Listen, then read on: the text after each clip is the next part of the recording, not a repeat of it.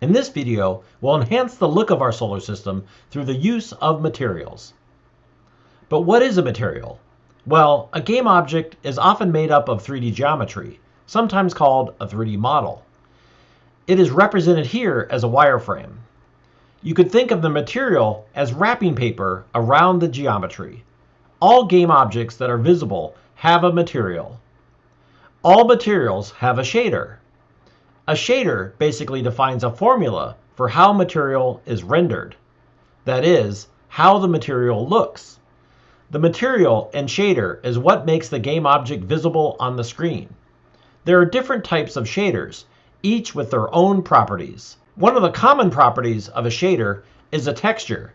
In this example, the texture is what makes the sphere look like the planet Earth. Our objectives in this video will be to create materials for the sun, the earth, and the moon, as well as create a skybox material. A skybox is a special type of material that is wrapped around your entire scene that displays the vast beyond of your world, in our case, outer space. Okay, we're going to start by creating the material for our sun. So let me go ahead and select the sun here. And there's actually multiple ways of creating the material. I'm going to start by showing a useful shortcut in Unity. So what we're going to do is I'm going to go over to my textures within the project tab and open that. And you can see I have a sun texture here, which I can select.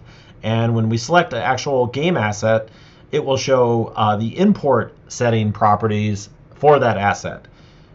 So there is an inspector setting, for game assets themselves, just like there is for the game object.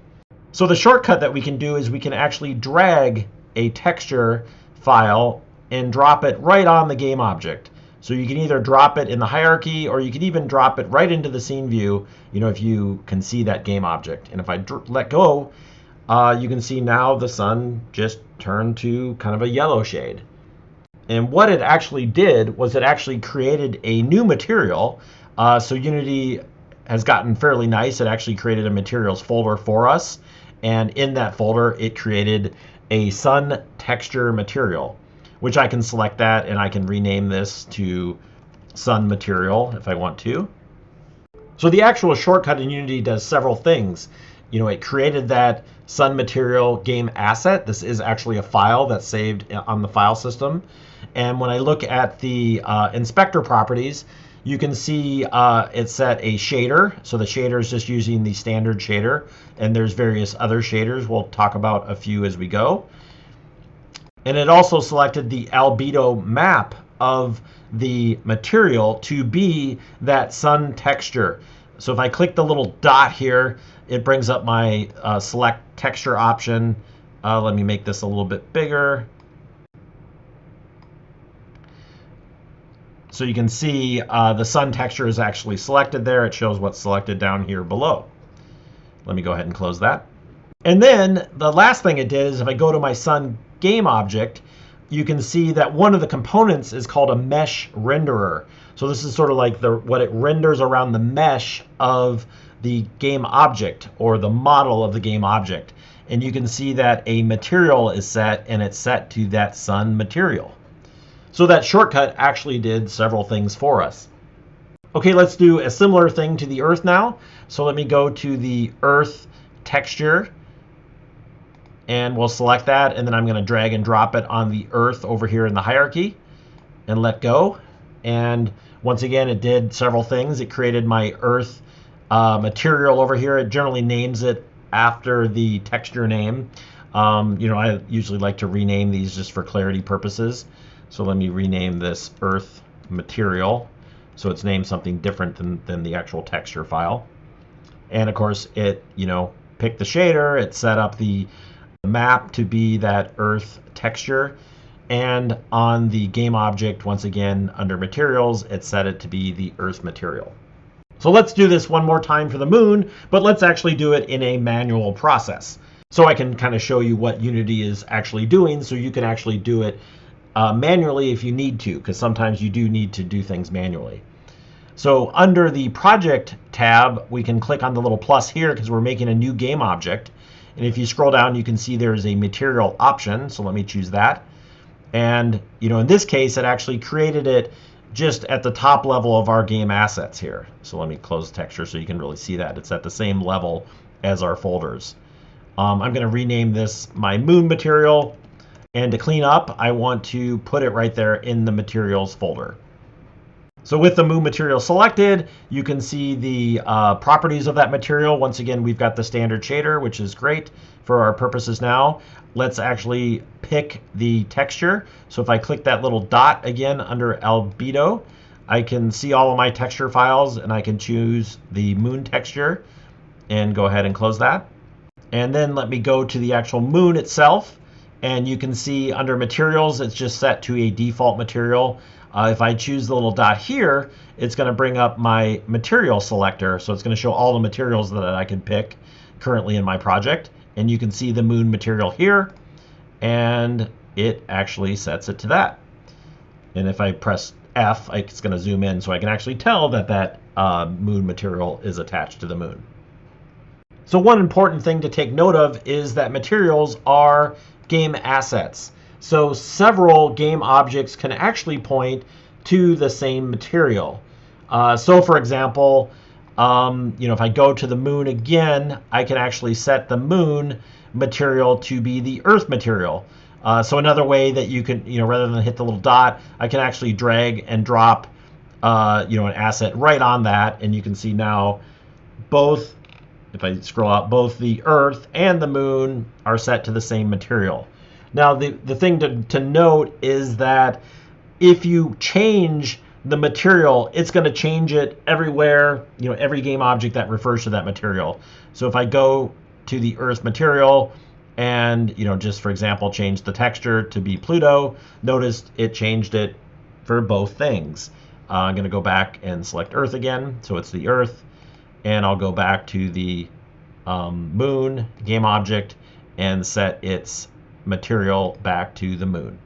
So just note that you can use materials on multiple game objects. Sometimes you want to do this, but just be careful, because if you modify it, it will modify it on all the game objects.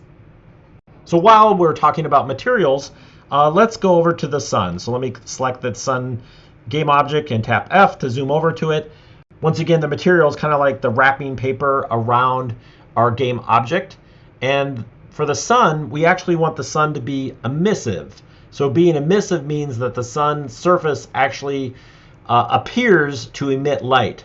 It doesn't actually emit light, light that goes out and bounces off other objects, but it appears to emit light. We'll talk more about lights later, but for now, we want our sun to appear shiny because it's the sun. So when I'm looking at my sun game object, you can see once again under the mesh renderer, it's set to the sun material. But one little shortcut that they also do is based on whatever material is set here, it actually shows the material down below.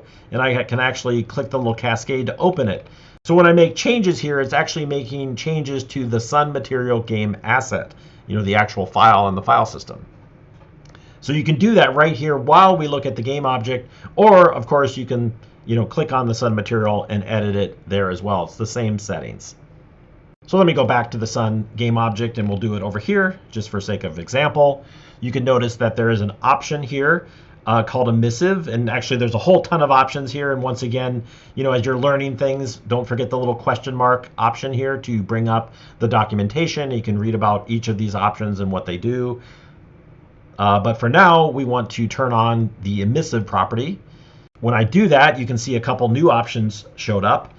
We can set a color for the emission. So let me hit the little dot here and select a texture. And I'm going to select the sun texture as the color.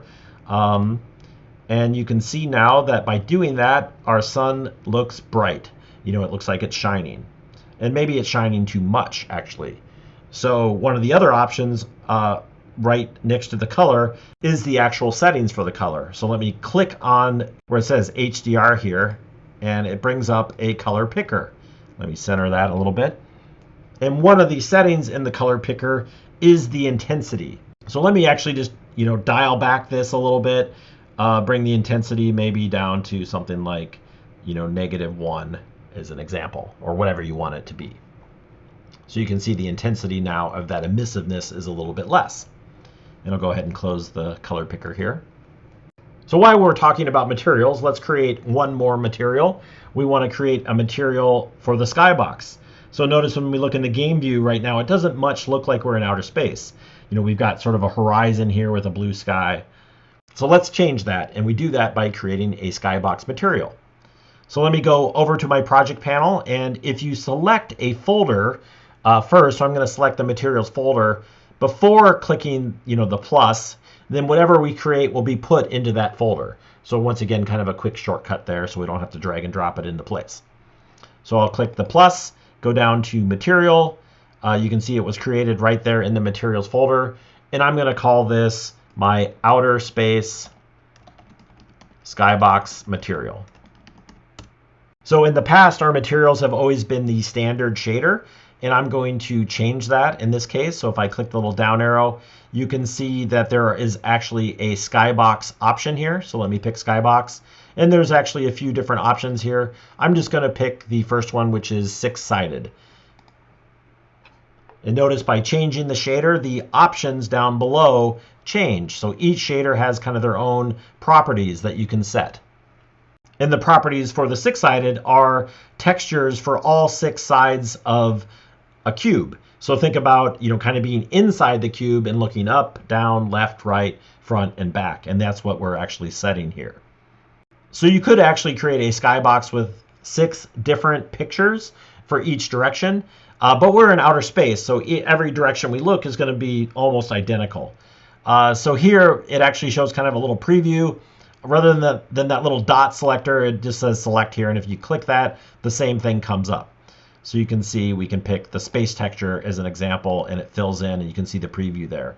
Or as another option, if I open my textures here, I can just grab that space texture and drag and drop it on each of these options, which might actually be a little quicker. Okay, we have our outer space skybox material created, but it's not yet set in our game. So the way we actually set our skybox is under Window. You can go down to Rendering, because it relates to rendering of our scene, and then go to Lighting. And this will bring up the lighting window. And you can see it's a tab. If we want to do a lot with lighting, you could just drag this tab, into one of these areas of our interface to have it up all the time. Or if you do that, for example, like down here in your game, you can see that this section of the interface, I can switch back and forth between the game and the lighting settings. But for now, we can just drag it out again and make it its own window. So if you think about Skybox, Skybox relates to the environment. So let me go to the environment settings, and you can see there is a setting for Skybox material. And it's set to the default Skybox, which is what you're seeing down here in the game view. So let me go ahead and click the little selection dot there, little target, and we will find our outer space option here and select that. And you can see, voila, in our game view now it looks like we're in outer space. And I can go ahead and close the select material and close the lighting window. Okay, let's go ahead and save the scene. And now our solar system looks much more realistic. Materials, shaders, and textures help with this greatly. The last step in this is lighting, which is the topic of our next video.